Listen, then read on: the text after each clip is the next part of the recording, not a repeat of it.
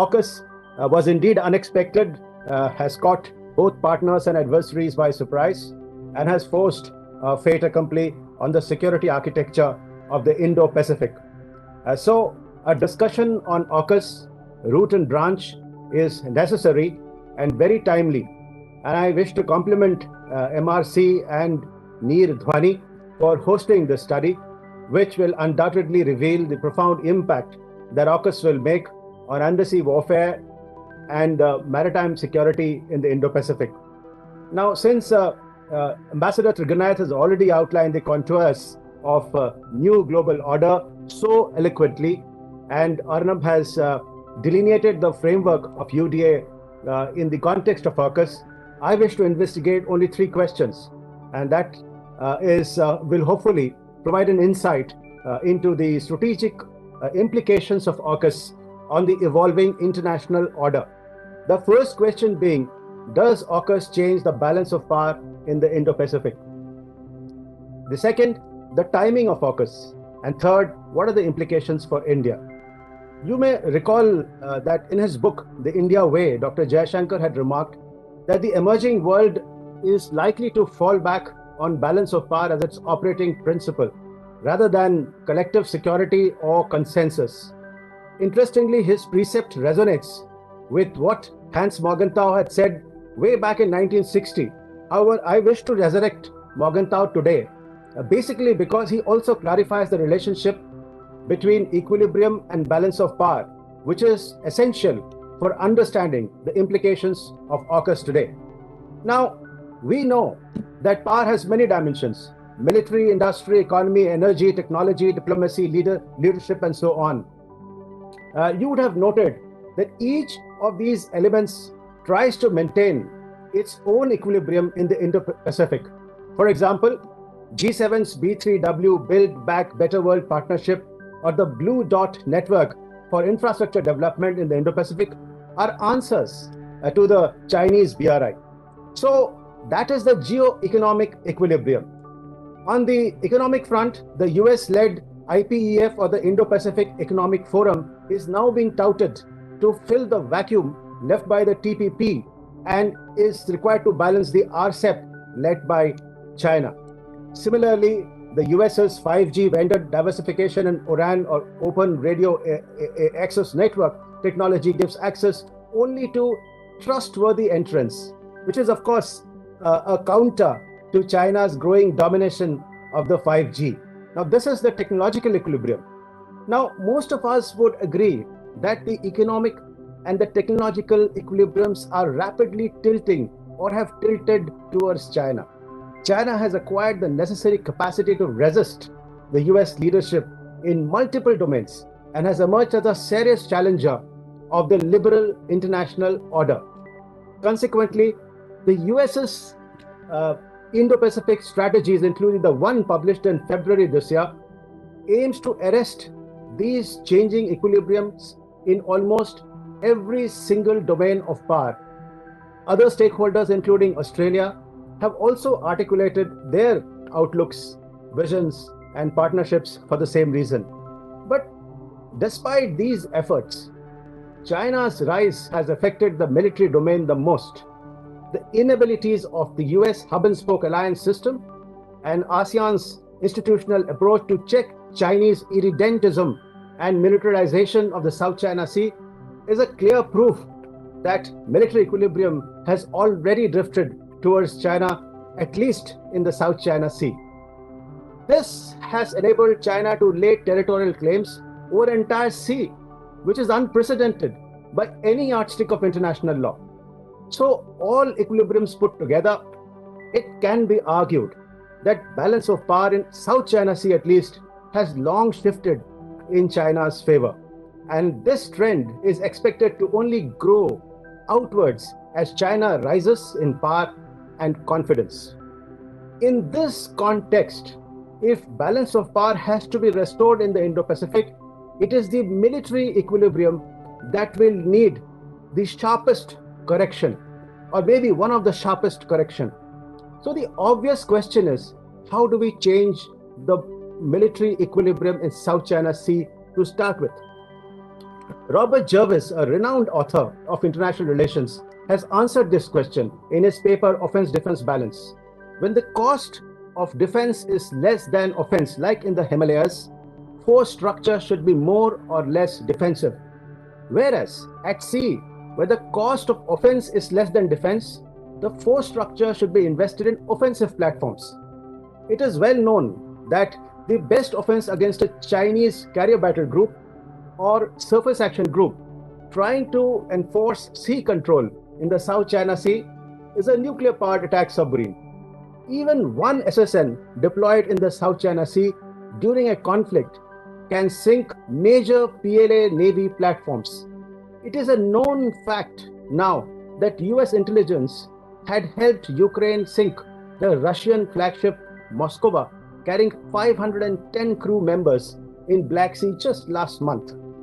Incidentally, such a sinking will have much greater impact in South China Sea, as the outcome of an Indo-Pacific conflict will be primarily decided in the maritime theater.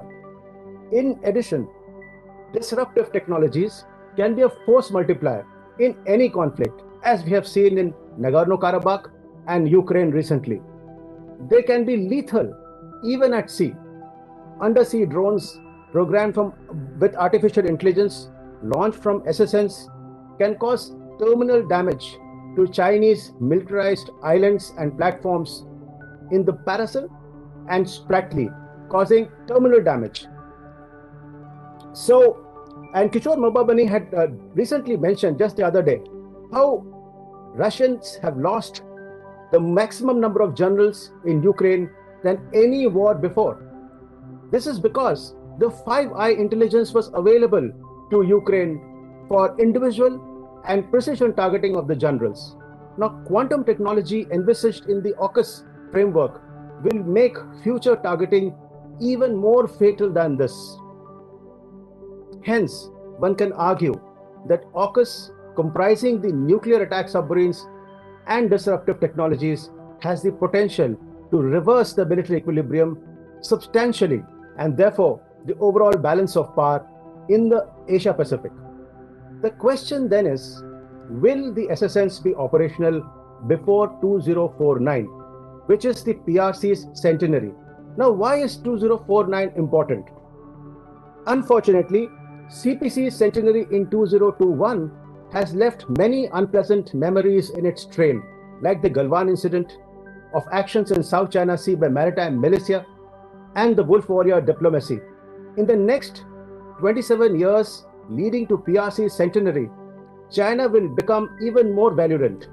However, if Chinese military modernizes at the current pace as an illiberal leviathan seeking primacy and theansia, China will be almost unstoppable by 2049. It could be even earlier. So in my view, AUKUS will be consequential only if it is able to field at least 2 to 3 SSNs in the mid-2040s. So let us therefore examine the timelines of AUKUS. In the last 7 months since AUKUS was announced, it has matured from a mere concept to a serious implementation program. This can clearly be discerned from the slew of meetings that have already taken place between the foreign ministers, the NSAs, the 2 joint working groups, and the 17 trilateral working groups. Additionally, even the US Congress has set up a bipartisan AUKUS working group called the AUKUS Caucus. Australia has gone full steam ahead and established a nuclear-powered submarine task force. In the next 10 months, this task force will have to come out with make some hard choices on strategic partners, on submarine design, on build strategy, and more. The submarine design will indeed be a difficult choice. On offer are 2 options: the US Virginia class or the UK's Astute class SSNs. Now, if Australia settles for the current design, the SSN will soon be orphaned or outdated. But waiting for a future design will result in time and cost overruns. The other option is to build 2 to 3 boats on the current design and then transition to the future design. but that will result in more complexities associated with multiple classes of nuclear boats. Eventually, whichever design they settle for, it will have to accommodate some of the Australia's own regulatory and safety mechanisms. Now, all this will definitely add to time and cost penalties. The next hurdle is the build strategy. These SSNs are likely to be built in Adelaide. The continuous build approach, where boats are replaced every 30 years with no break in production, is an appealing proposition for both the industry and the labor.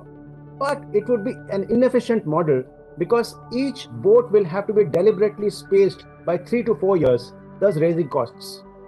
The other build strategy is to roll out boats every 1 to 2 years efficiently after the first one. However, this will entail a massive allocation of budget and loss of jobs and expertise at the end of the last boat. And of course, the final roadblock is significantly the cost. The program is estimated to cost about $56 to $57 billion or 4.3 lakh crore rupees in its current price. And then there are other issues of low enriched uranium versus high enriched uranium for the nuclear reactor and attendant non-proliferation compliance and IAEA clearance. Effectually, experts estimate that it will take over 2 decades and billions of dollars before Australia has a useful SSN capability. Especially, meeting the timelines of 2049 is filled with many challenges, and any black swan event like the pandemic could further delay the project. Without AUKUS or such other initiatives, we could expect a repeat of Monroe's doctrine in the Western Pacific, ironically, this time to celebrate the PRC's centenary. But assuming that all goes well and AUKUS delivers some SSNs by mid-2040, what are the implications for India? Conventionally, as argued by many experts like Robert Gilpin, Paul Kennedy, any new international order are invariably created after major wars, with few notable exceptions. Given the current disjuncture between power and order, wars should be inevitable. But it is the nuclear overhang that has prevented full-scale wars between major powers in the last 7.5 decades. So the head steam of dissatisfaction continues to grow amongst the rising powers. Typically, India, Russia, China are all dissatisfied states striving for the rightful place in the Committee of Nations. The difference is that India has chosen a reformative approach by seeking permanent membership of the UN Security Council, which is basically seeking change within the current international order. In contrast, Russia and China have sought transformative change outside the liberal international order, also outside the 1648 Westphalian system of sovereignty. Interestingly, they could sustain such irreversible and illiberal change because these were carried out incrementally in small tranches and sometimes below the threshold of conflict, and hence they attracted less punitive balancing mechanisms. Now, T.V. Paul's book Restraining Great Power offers some new methods of soft, limited and hard balancing. No denying that all of these are complementary in today's balancing mechanism of international politics. However, soft balancing tools alone, like the Malabar maritime exercises, economic sanctions, Sagar or disaster diplomacy, are not going to make India a rule maker in the international system. Similarly, limited balancing with Quad 2.0 or strategic partnership cannot shape the international order by themselves unless these measures are backed by hard balancing. Even here, acquisitions for line of actual control will be most essential to keep China at bay, but inadequate to constrain China's assertiveness in the Indo-Pacific.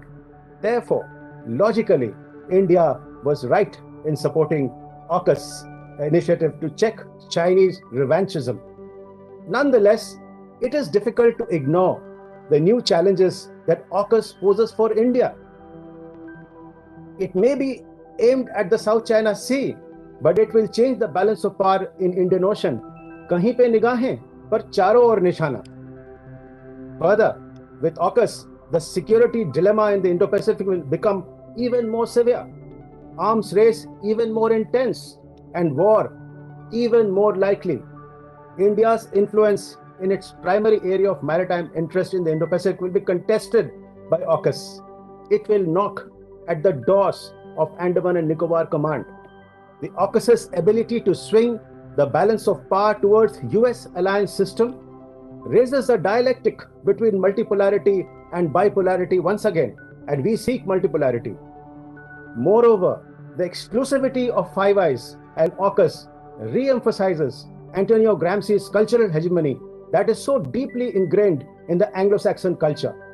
Under these circumstances, India will have to go it alone to some extent to counterbalance both AUKUS and China simultaneously. Essentially, India will need a SSN fleet to change the balance of power, at least in the Indian Ocean. Unfortunately, it would be a costly proposition, but feasible with partners like France or Russia. Incidentally, AUKUS is only one brick in the whole puzzle. F-35, P-8, Type 26 frigates, now underwater domain frameworks, 5G, disruptive technologies, and hypersonic missiles will soon be crowding the Indian Ocean. China's prospective bases in the Solomon Islands, Kiribati, Vanuatu, and the Indian Ocean will only thicken the plot. Understandably, India's choices are going to be eclectic when the security architecture around us is undergoing such a multidimensional overhaul, to which India's response, unfortunately, has been mainly defensive. And AUKUS now nudges us to overcome our predominantly defensive approach. It wants us, either India invests in offensive power or gets consumed by it. Else, India will continue to remain a dissatisfied rule taker despite its masterly diplomacy and leadership. In the end, I would like to conclude with just 3 questions. 1, given the hard and disruptive capabilities that AUKUS will bring to the Indo-Pacific, can India aspire for multipolarity without investing in offensive platforms like SSNs, aircraft carriers, and underwater technology? 2, given the US ability to weaken a superpower like Russia by entangling it in a continental war, how does India protect itself from such insinuations in the future and yet maintain its predominance in the Indian Ocean and South Asia? And 3, currently, India's ability to tilt the equilibrium of power in major domains of technology, military, and economy are still growing and quite limited. Under these conditions, how does India shape the unfolding international order? Maybe AUKUS is a good wake-up call. Thank you and Jai Hind. Namaskar once again.